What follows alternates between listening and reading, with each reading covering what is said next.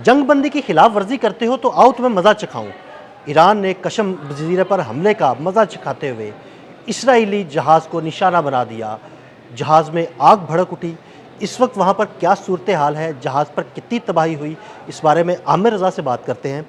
आमिर भाई, कशम जजीरे पर हमला किया गया, उसका जवाब देते हुए ईरान ने इसराइली जहाज़ को निशाना बनाया। उस जहाज़ पर कितनी तबाही मची? उसमें यह भी है कि बहुत सारे यहूदी जो हैं ज़ख्मी और हलाक भी हैं। अच्छा। ये भी है, जहन्नम वासिल भी हुए हैं और क्रूज़ मिज़ाइल से हमला किया है। आपको याद है, हमने एक दिन पहले ही जो है हमने एक रजब 27 के नाम से बिल्कुल। इन्होंने एक बोर्ड मिसाइल बोट्स मुतारफ़ का कराई जिक्र थी किया था। कि ये बोर्ड जो है ये इस क्रूज़ मिज़ाइल से लेस है। इसमें 2 मिज़ाइल्स हैं और ये बहुत ख़तरनाक साबित होगी आने वाले वक्त में। जिस पर हमला किया गया MS सलीका पंजम नाम है इसका। ये अमेरिका और इसराइल दोनों का मुश्तरका जहाज़ है। सही। ये सामान बरदार जहाज़ था, लेकिन इतलात ये हैं कि इसमें नया असला जो है वो लाया जा रहा था। इसको जो है इराक की सरहद के करीब जो है इराकी समंदर के करीब जो है निशाना बनाया गया और निशाना बनाने के बाद इसके जो इंजन्स हैं उनमें आग भड़क उठी, जो अभी तक जो है वो पकड़ी नहीं जा सकी। और ये हो सकता है कि ये जहाज़ अगले 1-2 दिन के अंदर ये मज़ीद तबाही का शिकार हो, क्योंकि आग अभी तक बुझी नहीं है। और अगर वियतनाम नहीं में बुझी और तबाही का शिकार मज़ीद होगा तो डूब भी तो सकता है ना? आपको पता है जलालदार फोर्ड की 30 घंटे नहीं बुझी थी हाँ जी, आग। बिल्कुल। तो ये एक आप इसको समझिए कि धमकी है, चुनौती है, क्योंकि इससे पहले अमेरिका ने ईरानी जहाज़ को रोका था और ईरानी जहाज़ के ना रुकने पर उस पर हेल फायर जो था जी, बिल्कुल। वो गिराया था मिसाइल, और उससे उसका जो इंजन रूम था उसको तबाह किया था और उसको ठहरा दिया था।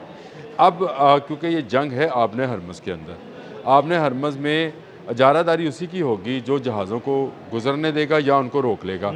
अमेरिकी जहाज़ को और इजरायली जहाज़ को रोक कर ईरान ने साबित कर दिया कि उसकी मार जो है ये सिर्फ अमान तक नहीं है, बल्कि इराक के साहलों तक भी उसकी जो है उसकी बिल्कुल। मिसाइल बोट्स काम कर रही हैं। और ये आपको पता है कि कल का जो गुज़रा दिन है उसमें ईरानी पासदारान ने बाकायदा ये कहा कि बाब मंदब भी बंद हो सकती हाँ है। जी, बिल्कुल, उन्होंने धमकी दी। उन्होंने कहा बाबुल मंदब अगर बंद कर दी तो उसके बाद यूरोप, एशिया, अमेरिका सबकी तिजारत रुक सबकी जाएगी। तिजारत रुक जाएगी।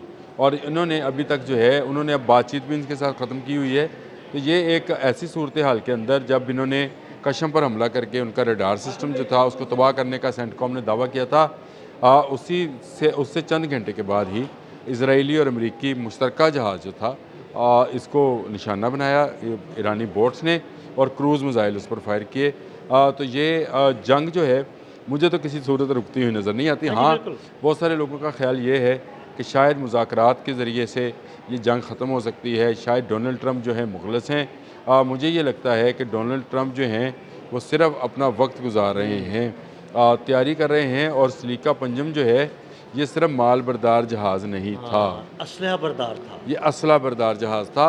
और ईरानियों को ये रिपोर्ट थी कि ये जहाज़ जो है ये किस नौइयत का है और क्या सामान लेकर कहाँ जा रहा है। वैसे बड़ी देखें, हैरत की बात है आमिर भाई कि देखें, ईरान ने पूरी एक-एक चीज़ की रिपोर्ट अपने पास रखी हुई है और उन्हें इस चीज़ का पता था कि इस जहाज़ में कोई आम साजो सामान नहीं है, बल्कि असलहा जो है ना वो इराक या कुवैत तक पहुँचाया जा रहा है और वहाँ से इस असले को इस्तेमाल करते हुए दोबारा हमला किया जाएगा। देखिए, पहली बात तो यह है कि इस पर फॉल्स फ्लैग था, इस पर किसी और मुल्क का फ्लैग लगाया गया था और कवर किसी और मुल्क का था और ये था असला इसराइल पहुँचाया और जा रहा अमेरिका था। का मुश्तरका जहाज़ था, मुश्तरका सामान था। इसमें हो सकता है कि उनके जो बहरी बेड़े हैं उनके लिए सामान मौजूद हो, उनके जो फ़ौजी अड्डे और फ़ज़ाई अड्डे हैं उनके लिए रसद का सामान भी मौजूद हो। लेकिन ये बहुत बड़ा जहाज़ है। ये सलीका पंजम जो है, जिसका नाम मैंने आपको बताया MS सलीका पंजम, ये आपको मैंने बताया कि दोनों मुल्कों की मुश्तरका बहरिया इस्तेमाल करती है। सही। और इसमें बहरी नकलो हमल के अंदर बहुत सारा सामान जो है आप इसी तरह कंटेनर्स के अंदर लेकर जाते हैं। इस वक्त क्योंकि शॉर्टफॉल है अमेरिका को मिसाइल्स का, तो इसी तरह मिसाइल के साथ साथ जो इनके फ़िज़ाई जहाज़ों का दिफ़ाई निज़ाम जो है उसका भी उसका भी शॉर्टफॉल है। शॉर्टफॉल है। और इसी तरह रडार सिस्टम जो इनके तबाह हुए हैं उनको भी दोबारा से बिल्ड करना है। ईरान ने एक अच्छा मौका देखते हुए एक ऐसे जहाज़ को रोका है या ऐसे जहाज़ को निशाना बनाया है जो मेरा ख्याल है सेंटकॉम को बड़ी दूर तक तकलीफ़ हुई होगी इसकी।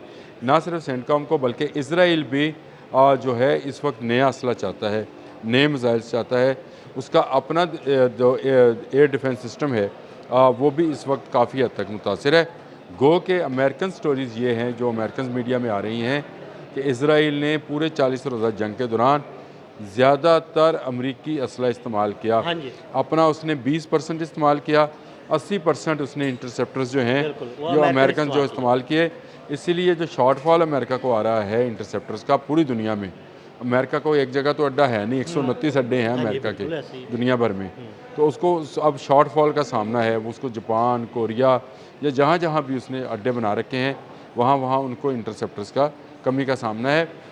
इस जहाज़ को रोककर, सलीका पंजम को रोककर मेरा ख्याल है ईरानियों ने साबित कर दिया कि वो पूरी आपने हरमज़ पर इस वक्त तक काबिज़ हैं।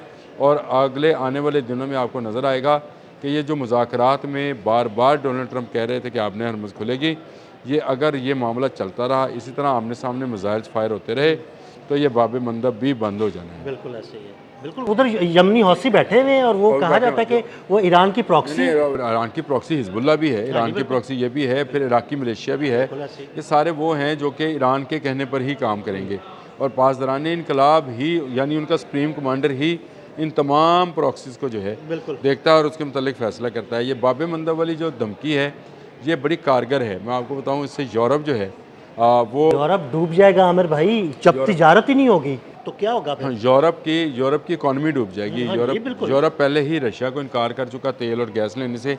अगर ये रास्ता भी बंद होता है तो उसका ये लाइफ लाइन जो है ये भी बंद हो जाएगी।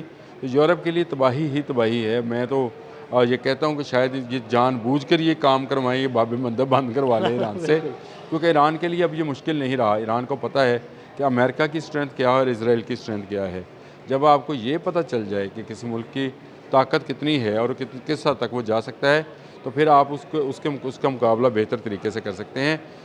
ये नहत्ते लेबनीज़ को और गज़ा के लोगों को मार सकते हैं।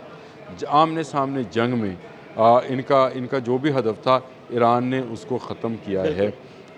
मैं अभी एक रिपोर्ट दिन साहब आपके आने से पहले मैं पढ़ रहा था, जिसमें बताया गया कि 13 मुल्कों में जो फ़ौजी अड्डे, ये बीबीसी की रिपोर्ट है, बीबीसी पे पढ़ी है, अगर पढ़नी में पढ़ भी लें, तो उसने कहा कि अरबों खरबों डॉलर जो हैं तबाह बर्बाद ईरान ने किए हैं। बिल्कुल ऐसे। और इनके जो अड्डे हैं वहाँ पर कोई चीज़ बाकी नहीं बची, ना जहाज़ बाकी बचे, ना हैंगर्स बचे, ना इनके रडार्स बचे, ना इनके इंटरसेप्टर्स बचे। ईरान ने ताक ताक कर निशाने लगाए और अभी ईरान मज़ीद नए असला जो है वो लेके आ रहा है। यानी वो कह रहे हैं कि हमारे पास इससे भी जदीद चीज़ें हैं।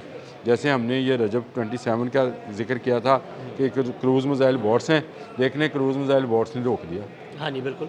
कल हमने उसका ज़िक्र किया। आज ही सलीका उस क्रूज़ मिसाइल आज छोड़ने सलीका जा रहा, पंजम हमला जो कर है दिया। उसकी तस्वीरें वियतनाम वाले मीडिया ने भी जारी कर दी कि वो उसकी तो वो जलता हुआ नज़र आ रहा है।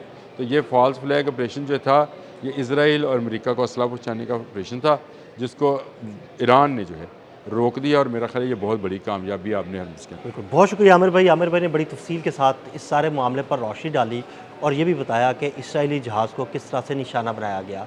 मज़ीद अपडेट्स के लिए हमें फॉलो करते रहें। अदील अहमद और आमिर रज़ा को इजाज़त दीजिएगा। अल्लाह हाफ़िज़।